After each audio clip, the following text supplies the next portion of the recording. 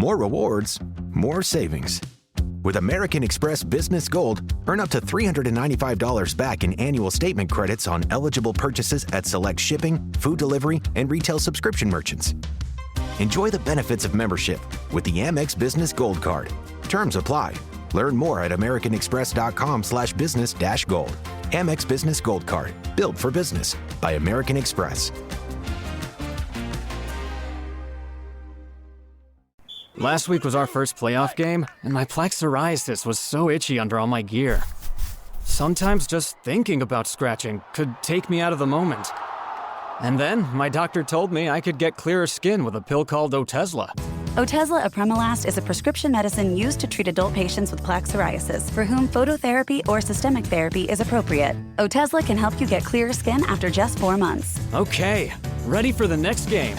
Talking to my doctor about a pill was a total game changer. Don't use Otezla if you're allergic to it. Get medical help right away if you have trouble breathing or swallowing, swelling of the face, lips, tongue, throat, or arms. Severe diarrhea, nausea or vomiting, depression, suicidal thoughts, or weight loss can happen. Tell your doctor if any of these occur and if you have a history of depression or suicidal thoughts.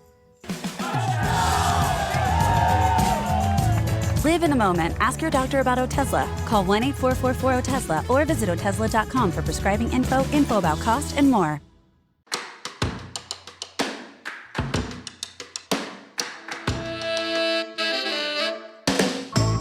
Hello and welcome back to the British English Podcast, a show that usually aims to give you conversations that uncover British culture, quirks, and the odd historical deep dive. But today, I'm taking you somewhere a little different, somewhere much wetter, much windier, and quite frankly, much more chaotic than I ever expected.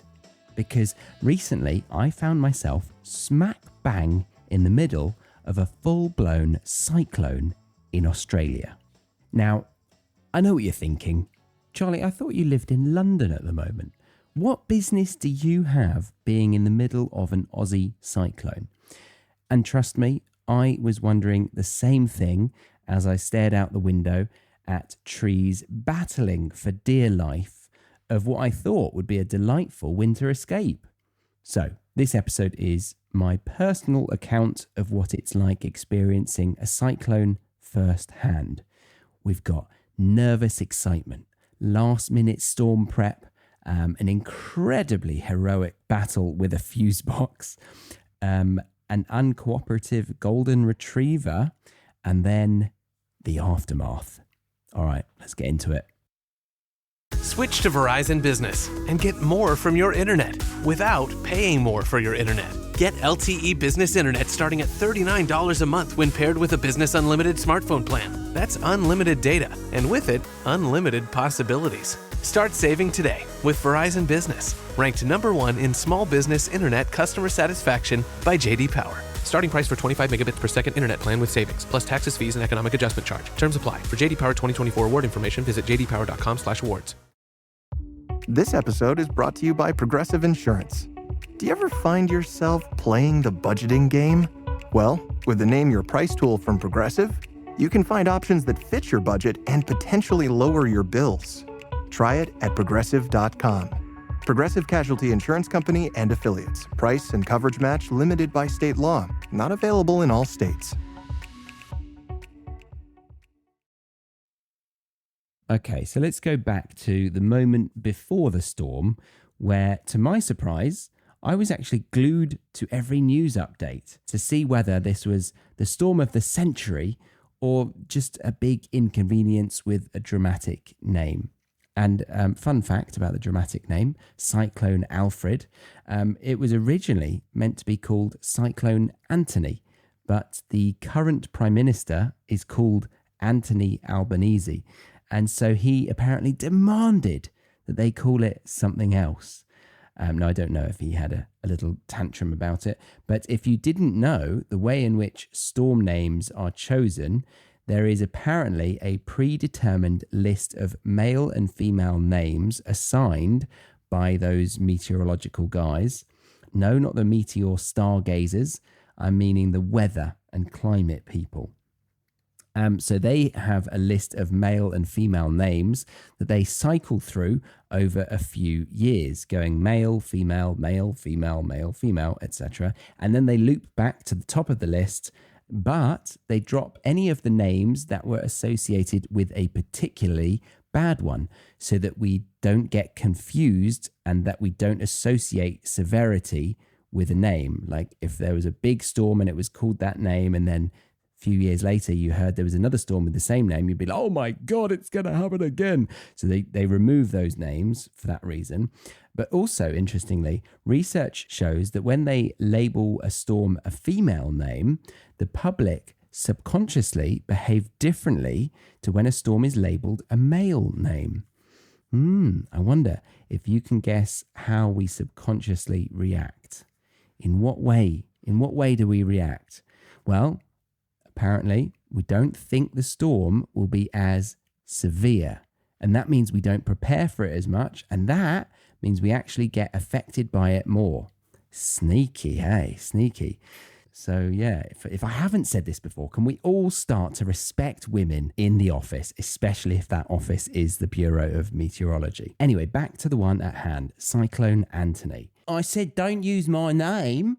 Sorry, Anthony. Cyclone Alfred. So, Cyclone Alfred was heading our way, and it was an interesting moment for me to reflect on how I was responding to a new situation.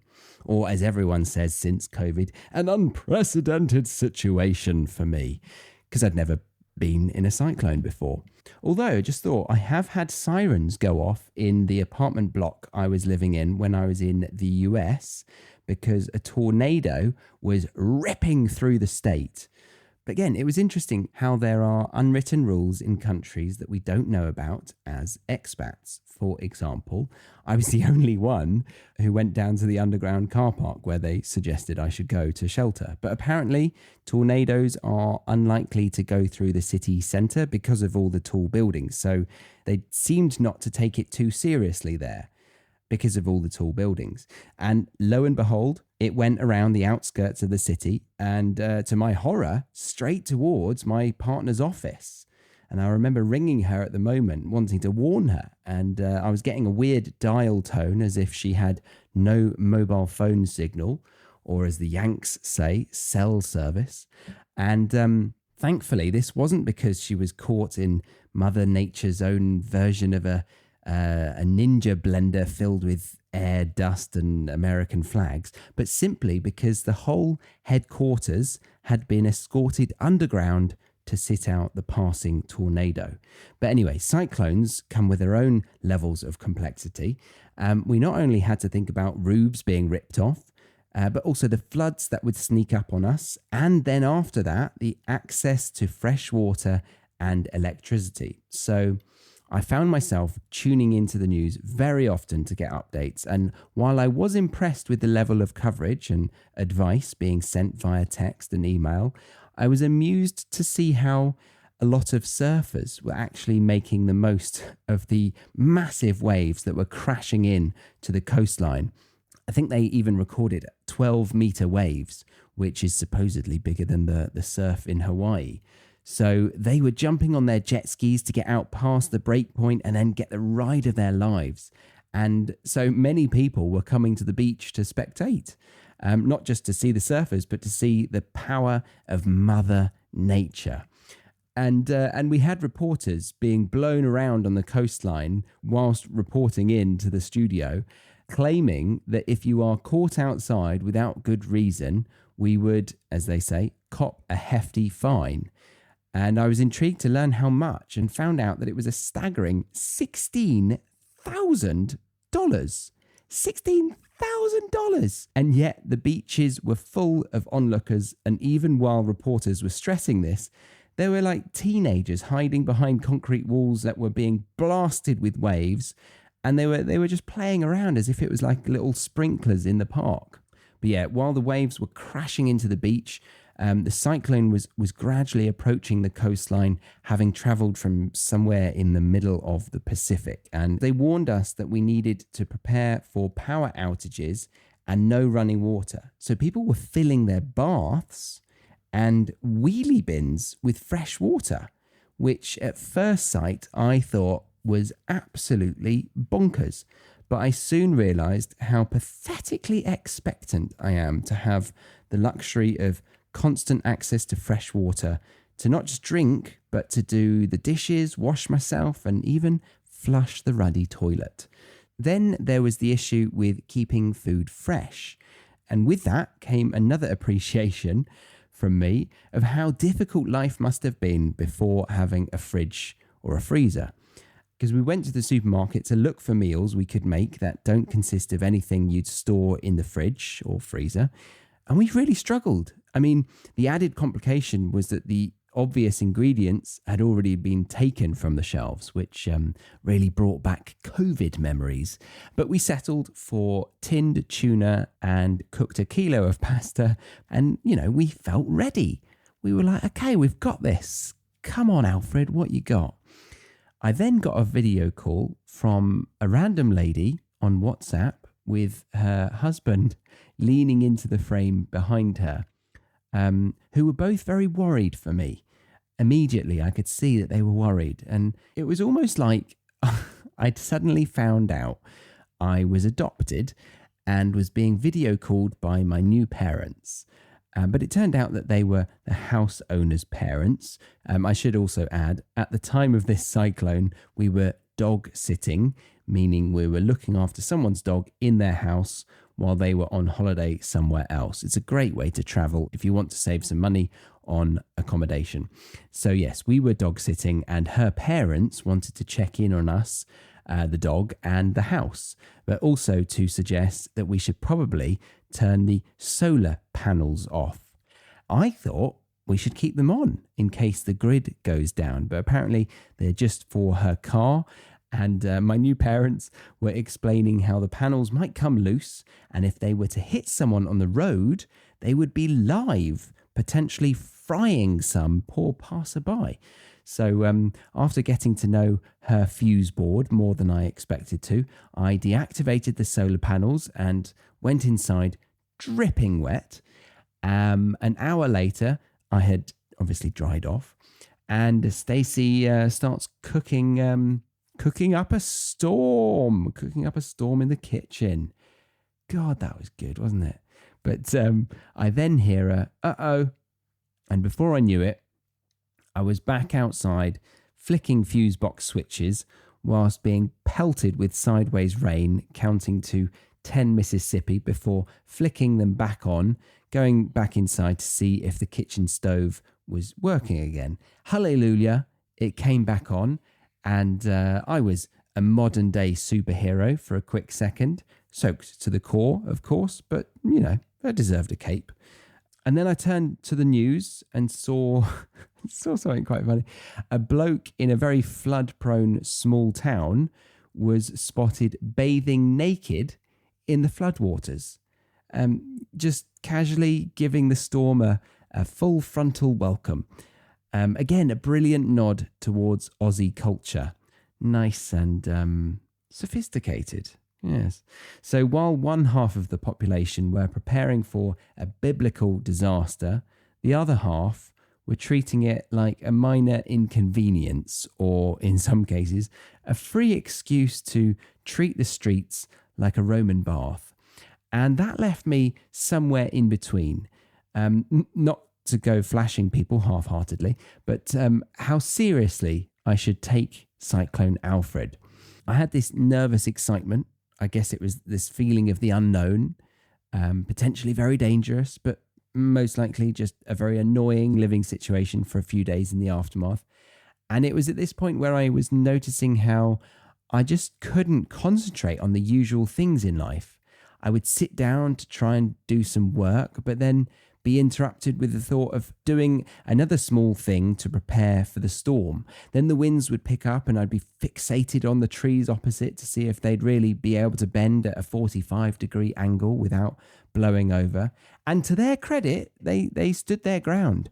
And then I looked over at my partner and saw how she was just tunnel vision, gunning through her to-do list with headphones on, concerned that we might be about to lose 3 days of work, which is definitely a more productive approach. But for some reason, the potential danger and the unknown prevented me from thinking beyond the next couple of days. It probably says a lot about our personalities, but it's just funny how being in a relationship, you've always got a comparison with you at all times, especially if you're joined to the hip, like how my wife and I are these days. But the day continued on with me pretending to be an old age pensioner, just staring out the window, absolutely mesmerized by the chaos outside, which was definitely ramping up as the evening came.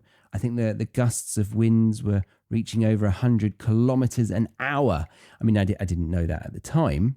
I can't look at the wind and say, yeah, that was 110.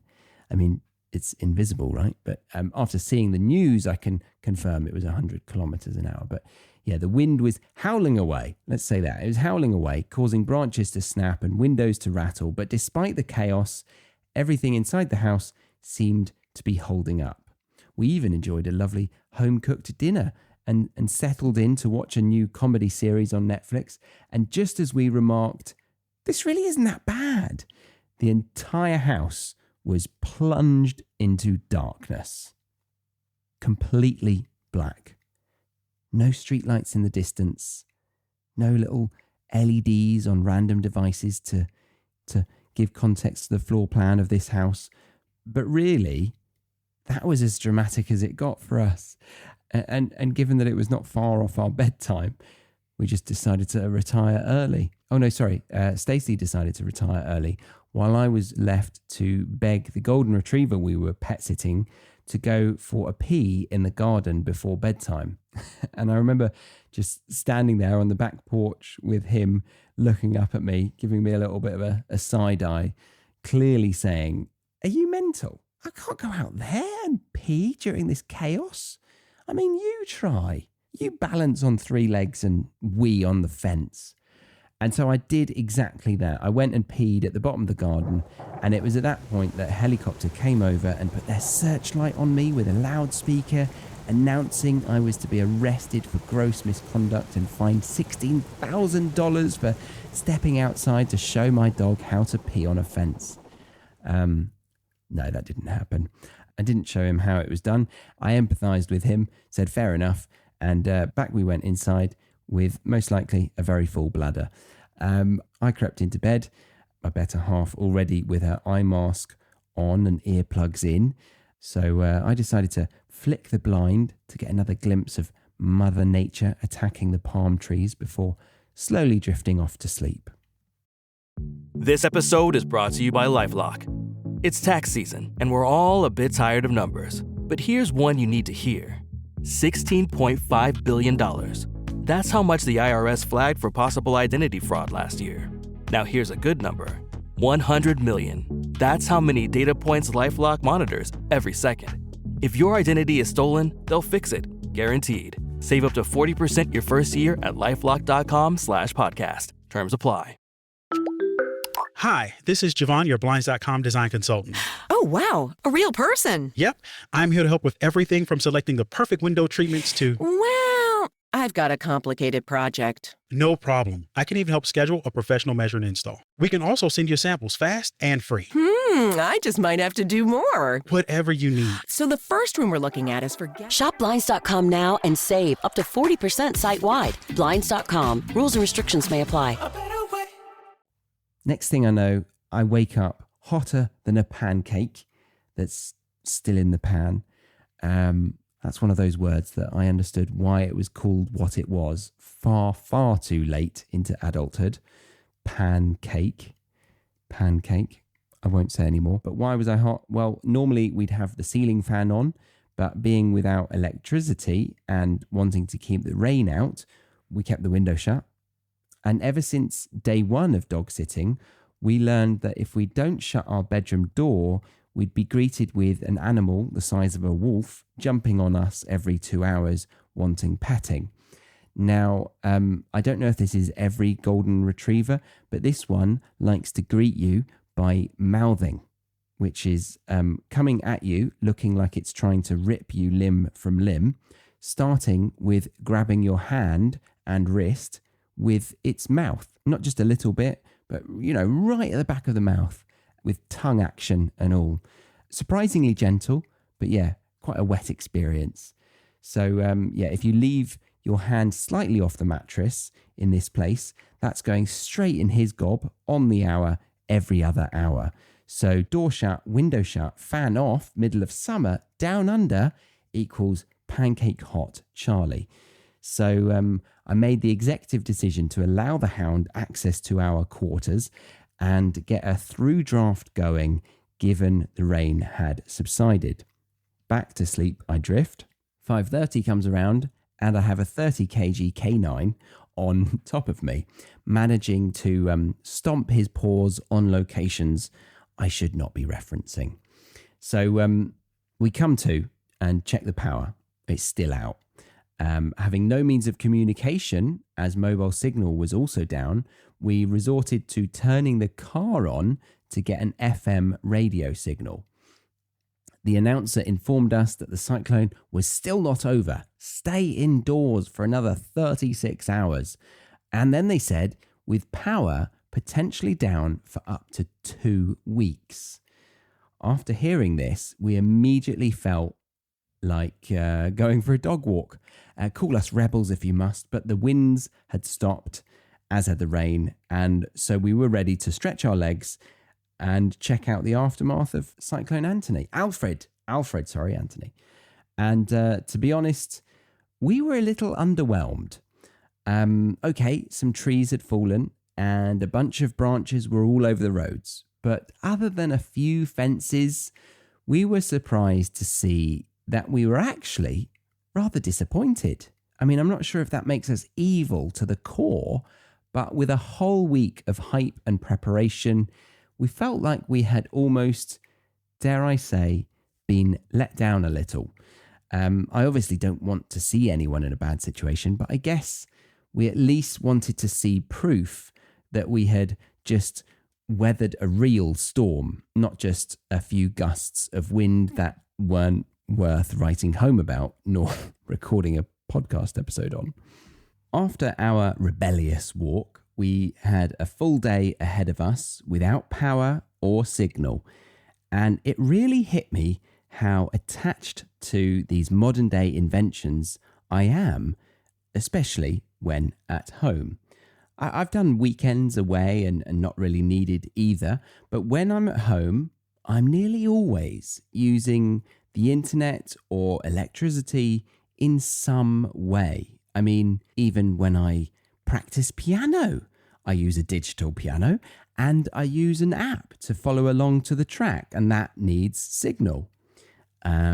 Even when I bloody meditate, I often listen to guided ones, and of course podcast episodes when doing the dishes, a few naughty TikToks on the toilet, watching, not creating, not making TikTok poo diaries anytime soon. And then when I'm working, even when I'm recording a podcast, I still need the internet to reference something every other paragraph, because occasionally I fact check, I promise. And then to break up the day, I'll make a coffee, but need power. I'll have a little snack, but usually some of the food is refrigerated. So yeah, those small moments in my average day revolve around using electricity and or the internet, which was admittedly disappointing. I didn't think I was that reliant, but turns out I am a full-blown electricity addict. Stacey did manage to read a book. I was quite proud of her, looking across thinking, goodness me, look at you reading a book. Very impressive. I started a puzzle. That was quite good. Then we tried to play a board game, but after opening up 3 of them, the rules seemed overwhelming, which made me think I really, really do have brain rot. So we resorted to a very simple yet kind of stress-free and exhausting, but rather fun game called Scattergrees. And before we knew it, light was escaping us. Actually, no, I shouldn't use that phrase. We very much saw it coming, and it took absolutely ages. All the while, the wind and rain kept coming, and at times we thought we heard a few trees crack, but again, the house remained standing, which is a real contrast to what I imagined. I thought we might be needing to dive into the bathroom as the roof was being ripped from above us, glass windows shattering, and I rugby tackle my wife and Cliff, the dog, not just a random man called Cliff. I rugby tackle them softly but firmly to the ground and protect them like the alpha male I always knew I was. But thankfully, it didn't come to that. And then over the next few days, we got the power back. And as we didn't lose water, we didn't have to drink from the eskies and sinks we had filled. So really the drama was over, and then just had 3 more days of constant rain and half-arsed winds. And that was my experience of Cyclone Alfred. But after checking online when we got power and internet back, there was some pretty serious damage in other areas. I mean, just down the road from where I was, a motel's roof was torn off. A number of substantial trees came crashing down on people's houses. Then the coastline itself has some serious erosion. It almost looks like the sand from the beach has just been gobbled up by the swell. There's an insane amount of froth on the sea. I don't really class that as significant damage, but, weird. And then flooding has affected some low-lying areas really, really badly. And apparently 250,000 homes were without power. So it did do some damage. Not as bad as some other severe weather events I've seen on the news in recent years. But then again, I imagine if I was to look at this on the news, I might think differently, because a 60-second news story of this would look significant. But considering I was here at the time and I personally wasn't really affected by it, I don't think it was that bad, which is a reminder for me that while the headlines focus on the most dramatic moments, reality is often more nuanced. Some people had a really rough time, but for many of us, life just carried on or was just a bit mundane for a few days. But anyway, hope you found my experience interesting, but at the very least, you've been exposed to a load of native expressions that I have defined for you and am ready to teach you. The free option is to get the free podcast worksheet. Then, if you wanted the full glossary, transcripts, and flashcards, you'll want the premium podcast membership. And then, if you wanted a bunch of video lessons that break down the vocabulary being taught, along with multiple Zoom sessions to really deep dive into how to use the language correctly, plus a whole lot more, then you'll want to join the Academy. For all of the above, find the links in the show notes or head to thebritishenglishpodcast.com. But if you were here just for the listening experience, I thank you very much for reaching the end of this one. I've been your host, Charlie Baxter, and I look forward to seeing you next week on the British English Podcast. Bye-bye.